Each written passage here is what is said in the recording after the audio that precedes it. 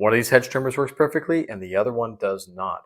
In this video, we're going to find out exactly what the problem is and we're going to fix it all up so that they both work perfectly. So stick around.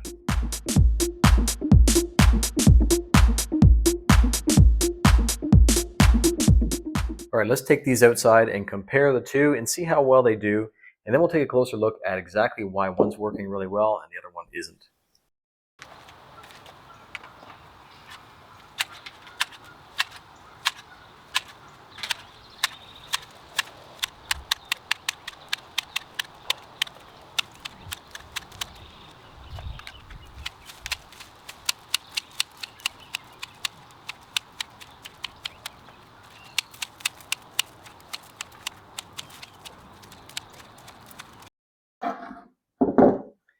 I have to say, it wasn't quite as bad as I thought it was going to be.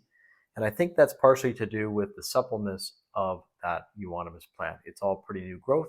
It's not very woody. It's really, really soft and probably pretty easy to cut through. So what I think I'd like to do is get both of these all cleaned up, and we'll have a look at what exactly the problem is.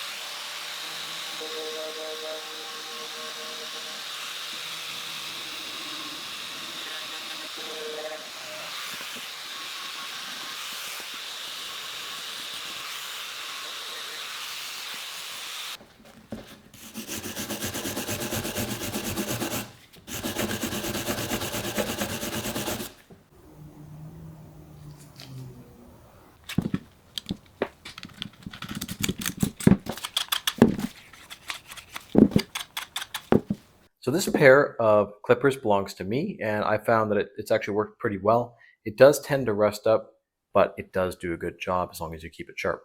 This one belongs to my mother, and she asked me to sharpen it. I made an attempt and was not successful, and that's because there are two problems with this set of clippers. It's not just that it's not sharp, there's another problem going on, and you can actually hear the problem. And that is that it's only making contact at the very end. Whereas this one makes contact all the way along the cutting edge. But here you can see this particular blade on the top has a bit of a kink in it and needs to be adjusted. And the blade on the bottom should be a little bit more curved as well. You really want them to have a little bit of a spring to them so that they remain in constant contact with each other. And you can see that on this set. All right, so the bottom section doesn't look too bad, but it does need a little bit more of a curve to match at least the one that I have that works well. Just, it's a little bit too flat, so we'll add a little bit more curve to that one. And for that, you can use a vise like this. Just make sure not to go too far.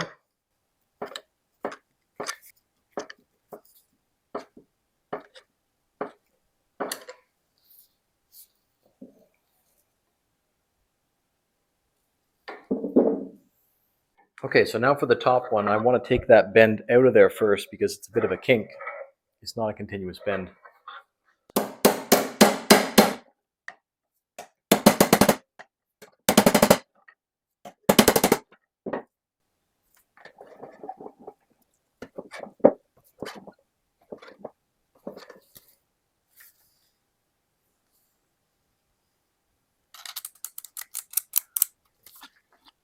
Almost, not quite all the way along.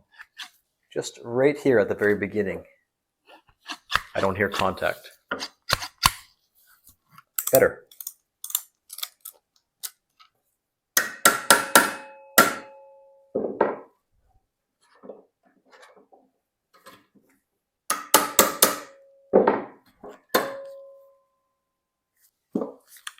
Okay, I think I've got it where I want it.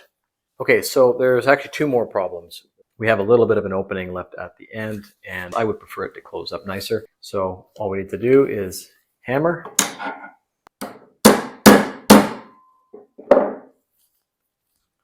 Now, if you didn't want to do that or you weren't having success, you can also just make an adjustment to these small bumpers by removing just a little bit of material, and it should allow the end to close properly.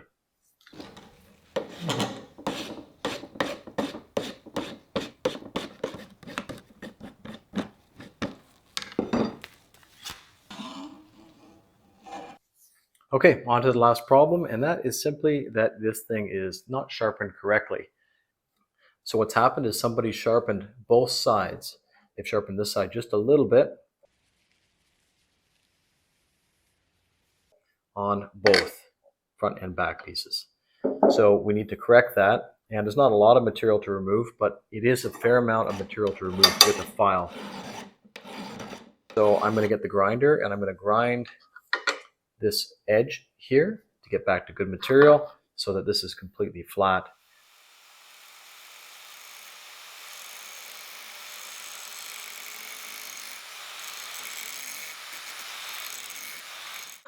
So at this point, it's a little bit tough to tell. I'm just feeling for a burr on that edge. So for both the front and back pieces, I have the edge prepared. I do need to file it still, but it is very sharp. I'm going to go one step further and I'm going to do a hollow grind on this face. And that'll make flattening it and keeping it flat with one of these diamond stones a little bit easier.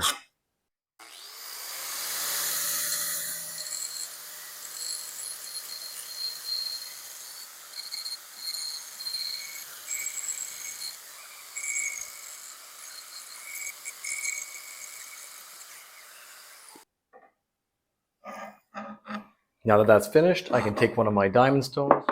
This is the most aggressive grit of 300 grit.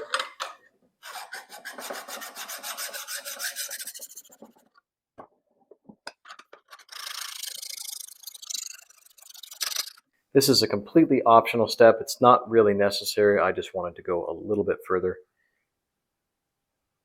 See, that edge is nice and sharp.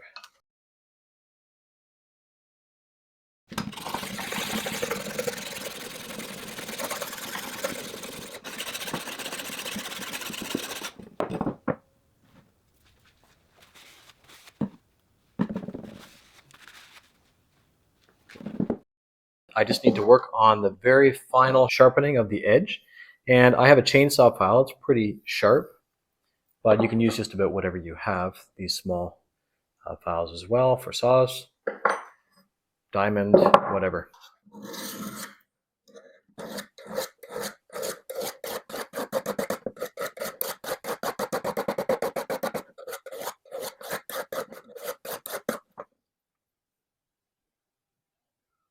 There's a little bit of a burr raised on the back edge, so I'll just take the diamond plate back. Now, of course, we could just stop there, put this back together, and I think it's good to go. We can give it a test. I'm going to take it one step further, and I'm going to polish the edge. It will hold off against rust a little bit better if you have a shinier edge, a polished edge, and of course, it'll be a little bit sharper as well.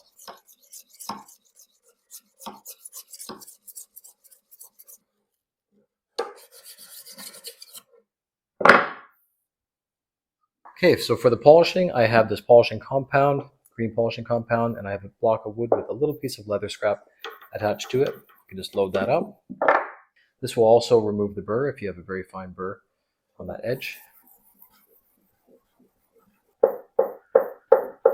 I like to try and use the leather with compound on the downstroke, just so I'm not pulling up. The leather has a little bit of give to it, and it could actually conform to that edge and round over the edge a little bit. If you go on the downstroke, it avoids that problem. All right, everything is back together, and just listen to the sound.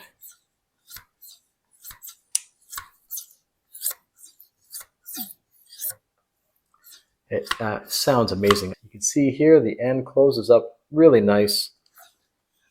It sounds like it's making contact all the way along. It's super sharp. Let's get out there and give this a try. It should be a treat to use.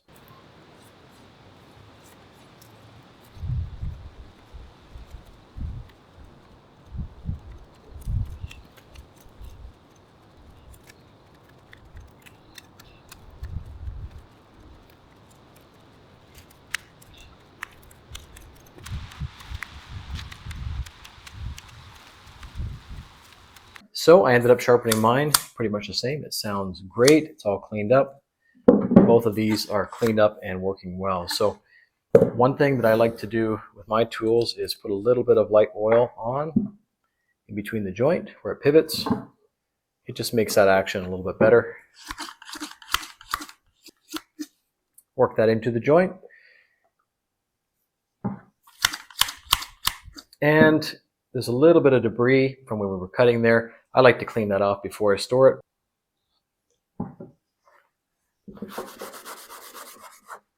So I will give this back to my mom. Hopefully she likes it, and it's going to breathe some new life into this pair of shears for quite a bit longer.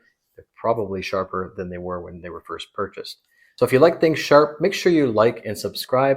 I hope you enjoyed the video, and we'll see you on the next one.